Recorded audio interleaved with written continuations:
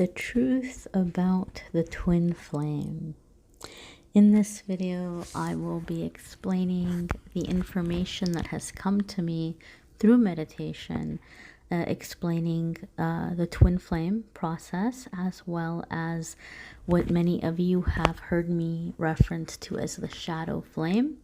And for a long time, I kept saying I was going to put that video out, and this is it, my dears. This is the 2-for-1. We're going to talk about the twin flame and the shadow flame.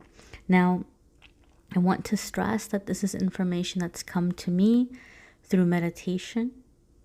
None of it is meant to be taken as like a psychology or psychological lecture or advice. And so because it's come to me from meditation, it may resonate with you. You may disagree with it, and that's fine. So if it resonates, please feel free to receive it. And if it does not, feel free to leave it. So the twin flame. There are many different ways that different readers describe what the twin flame is. However, the most common things that people seem to believe about the twin flame is that the twin flame is half of your spirit, half of your soul, right? And so you kind of go through life looking for each other, and there's all of these obstacles in the way of you guys meeting. There could be an extensive age difference. The person may live very far away or be from a completely different background, or very common belief that one or both of you are already in a relationship when you meet, so it is complicated to get together. And that this person will come in and out of your life, in and out of your life. It's absolute hell, absolute torment. But at the end of it all, the twin flames come into union, and it is the most perfect love there ever was, happily ever after. It's all worth it because they're in union, and it's the perfect love that there is. Well, what has come to me in meditation is this. First and foremost, nobody is half of a spirit. Nobody is half of a soul. Each of us are born whole and complete. It is when we go through life that things happen where we forget that, or we begin to feel like we don't belong, or we begin to feel a certain sense of emptiness. And those of us who are very loving from a very early age kind of figure out that there's something not right about the world, right? We begin to feel and sense how conditional people are, or how much we are expected to deliver. And we feel those pressures, and we want to meet those expectations. And when we don't, we feel as though we are inadequate. So that emptiness begins to form, and we seek that acceptance and love, right? One day it'll all be worth it because we'll find our perfect person, and that person will see our worth and value and love us. Okay, that's where that empty feeling comes from. But in the beginning, we're all born whole. We just forget we're whole because we end up having experiences with some pretty lousy people, but we're all born whole. Nobody is half of a spirit. So first and foremost, I really want to drive that point home. There's not some person out there that until we meet them, we're going to forever be incomplete. So please have confidence and rest assured knowing that your wholeness is not dependent on one specific person that you have to find. Secondly, as far as the twin flame coming into our life, I do believe in twin flames. However, I don't believe it's the list that we're taught, the list that I just explained. The twin flame does come into our life where there are challenges preventing us from being with that person. And there is a romantic interest in the beginning. And this person will come in and out of our life. However, It is my belief that God, universe, higher power, whatever terminology you wish to use, will never, ever, ever send us someone else's partner. Okay? So I really want to clarify that. Secondly, or thirdly, or fourthly, I'm losing count on these points here. Other than this, when the twin flames finally come into union, okay, the twin flames' purpose is to teach us the highest level of love there is, the most perfect, purest love. That being said, romantic love is fairly low on the vibration scale when it comes to love. Don't get me wrong, there's nothing wrong with romantic love. And as humans, we're meant to experience romantic love, but it is not the highest level of love there is. So then the twin flame comes into our life to teach us the highest level of love there is, which is spiritual love. It is the unconditional love that is loved in heaven. Okay? They're not up in heaven having wild, passionate love-making sessions and celebrating, romantic candlelight dinners. That's not what's happening in the spiritual realm. That's not how they love in the spiritual realm. So the twin flame is essentially someone that God sent into our life as a partner to bring about healing, right? So in a in a Christian terminology, somebody might say, oh, well, it's to do God's will, right? Or whatever religious terminology, to do God's will, or to bring about healing to the planet. So when the twin flames come into union and they're together finally, even if they get married, even if they become married partners and they're married to one another, their entire relationship revolves around sacrifice and service to their fellow man. Their relationship is not about enjoying one another. Their relationship is about holding one another up to help each other get through the difficult work ahead. It's a spiritual partnership.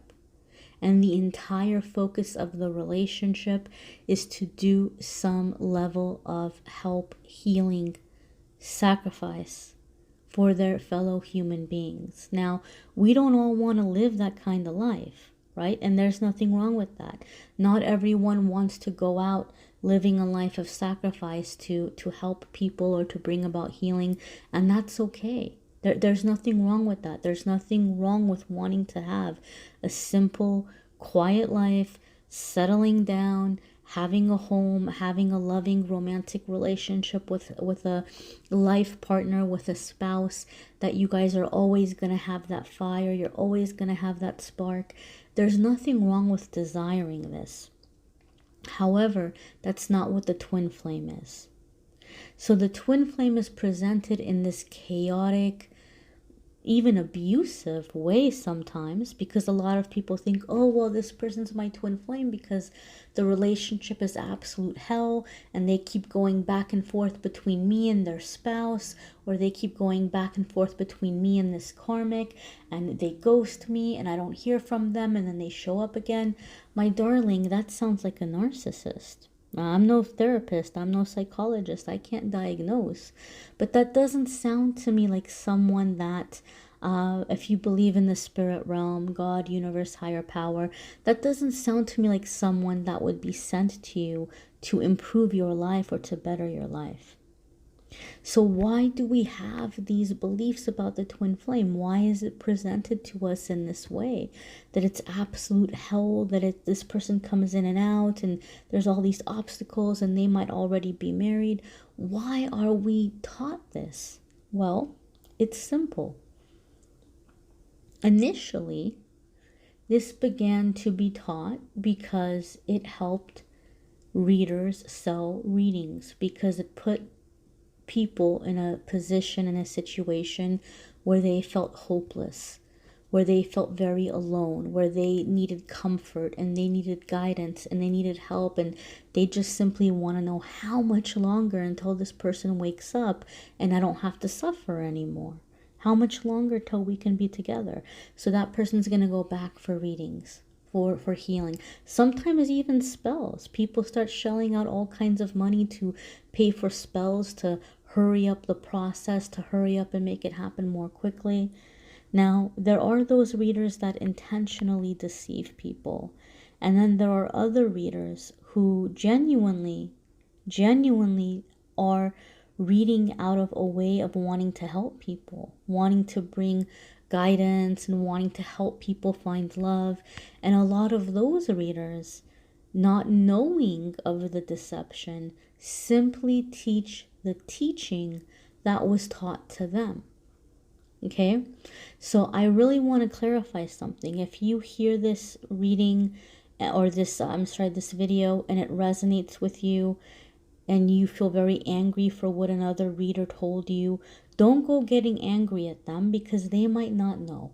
They might not know. It may have not been their intention to promote this information that caused you to be in a very hurtful situation or a very difficult relationship. They probably were just simply repeating what was taught to them.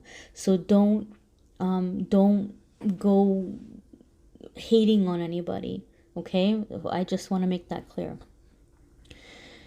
So that's the truth about the twin flames. Second, or I keep saying secondly, but gosh, who knows what number of points we're on now. Next is this. I know a lot of people say, okay, forget about the twin flame. Who is my person? When am I going to meet the one? A lot of other people come to me and say, well, I had a dream. You know, my deceased loved one came to me in a dream, or God came to me in a dream, or an angel came to me in a dream and said, keep waiting for this person. Don't give up on this person. This is the person you're supposed to be with. This is the person that your angels want you with. Well, this takes me back to the whole twin flame concept. Okay, the spiritual realm, God, heaven, angels, their priorities are very different from ours. So the only time that the higher frequency, God, angel, realm is going to intervene with our love life and have a specific person set aside for us is if there again is some kind of spiritual work that we're meant to do with that person. And even then, it's not going to be much of a romantic relationship. It's going to be more like a teamwork kind of situation where you guys are going to be rolling up your sleeves and getting some serious work done together. So it's not going to be that level of, you know, romantic fulfillment that one might be looking for. So in terms of romantic soulmates or romantic partners, we have many options. Many options. But when we stop holding on to the people and situations that are causing us pain, and we start living our life doing things that are enjoyable and meaningful for us, we begin to align and to meet those kinds of partners. Okay, which means finding this kind of connection is going to be more difficult to find on a dating site or dating app. Not to say that it's impossible, but it's more challenging. Typically, when we are in a situation where we are aligned with the things that are enjoyable, fulfilling for us, we're going to be able to meet people that we can have a fulfilling romantic relationship with. Right? Albeit right now things are challenging, okay? Because we are coming into a mass spiritual awakening, and we're coming into a time in which each of us is being reminded to focus on our spiritual connection. Okay? There's going to be more videos coming in the future where I'll be talking about that stuff, but just know and understand that just because you don't have love in your life right now, it does not mean that you are going to be alone forever. Okay, we've got to get through the changes that are happening. And when people are better for having gone through these changes, then you're going to have better options to choose from. So think of it this way. Now, I do want to talk about the shadow flame. Shadow flame is very, very, very important because the shadow flame, gosh, it's very deep. It's very deep for those of you who are more on a deeper spiritual path. Okay, there are some people that have a spiritual calling, and they may feel it in their heart. They may feel it in their soul, right? They might be like, well, yeah, I'm totally, hey, yeah, twin flame is right up my alley because that's what I'm looking for. I'm looking to help people. I'm looking to heal people. And I would be happy to have that kind of relationship with someone who is spiritually minded and someone who wants to help others. So there are some people that the idea of that kind of relationship resonates with them, or they want to be of service, right? These are the people that will have a shadow flame. And initially, I'm glad that I didn't make the shadow flame video back when I wanted to, because through prayer and meditation, I'm understanding it a lot more clearly than what was coming in the beginning. I feel like what came in the beginning was a little bit more clouded. Essentially, what the shadow flame is, it is lower vibrational energy, lower vibrational frequency, and it's basically someone that is sent into your life who is an adversary. It's like every time you are healing, every time you're getting on the right path, every time you're beginning to align and you're getting closer to the proper connection and the right path for you, this person resurfaces and hurts you so deeply that it completely pulls you off track. It derails you. This person will keep coming in and out of your life until you are able to realize and see that this is someone who does not mean you well. This is someone being sent to you as a distraction. This is someone being sent to you to keep you chained up in your pain and in your suffering, to make you doubt yourself, to make you continuously feel insecure, so that you are unable to feel worthy of being loved. And what ends up happening is that if you allow this shadow flame to continue, it prevents you from getting on the path to receive those blessings or those rewards of being able to heal, of being able to help others. The shadow flame is dark energy that comes in to try to take you away from the light, especially when that lower energy, those darker forces know that you are someone that is going to be able to help bring light into the world and help others connect to the light. Those darker energies are going to do everything they can to distract you from the path.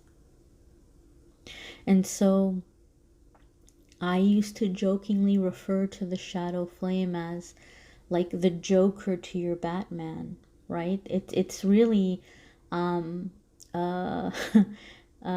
nemesis, but we don't realize that a lot of the times. And when you really are a very loving person and you're following this spiritual path of metaphysics, or what is referred to as light workers, You may be of the mindset of, well, I don't want to judge this person, right? I don't want to judge them. I'm going to send them love. I'm going to send them light. And so you might do things to try to help heal them. You might do meditations for them. You might try to kind of put them in a bubble and surround them with healing. But we have to respect the free will of others, regardless. Each person chooses their path, and we cannot go and tell that person to change their path. We can share information. We can help people who want to be on the same path that we're going on. But if someone has made a decision or someone is behaving in a way and they've made it clear who they are, we have to believe them. When people show us who they are, we have to believe them, and we have to respect their free will to make that choice. So the shadow flame becomes a distraction, either to keep us in pain and to keep us from healing, or to consume us so much with trying to heal them that we're putting all of this energy into this void, into this abyss, and we're not moving forward with our own life. And so it becomes a distraction.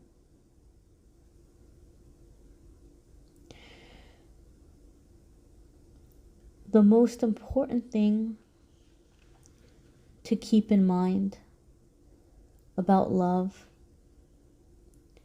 is that many people who are seeking healing through love will only find the type of love that they are looking for once they've made their spiritual connection, their connection to the Creator. Until then, when we feel a void and when we're seeking out someone that's going to validate us or console us, it tends to attract relationships with people that take advantage of that. And so this brings the next question. Well, how can we have that connection? How can we make that connection? Where can we start? And the truth of it is there's many different ways. But I will be putting out a video in the next couple of days explaining the things that personally have been helpful to me. And if those messages resonate with you, by all means receive them, and if they don't, by all means leave them. But know that you are loved, and know that despite the scary times that we're coming into, even though many people might find themselves having to put love on hold for a little bit, it does not mean that you won't have love in your life. Like I said, once we get through these chaotic times and these changes and these shifts, people will be made better for them. And we'll all have better options to choose from, because people will be more awake and people will have substance. They'll remember what's important in life and will be able to build relationships upon the things that are important, not on the superficial, shallow, frivolous things that we've all been consumed by for so long. I thank you for watching, and I will be sharing more videos in the very near future about connection, about finding that connection. Be well, my dears.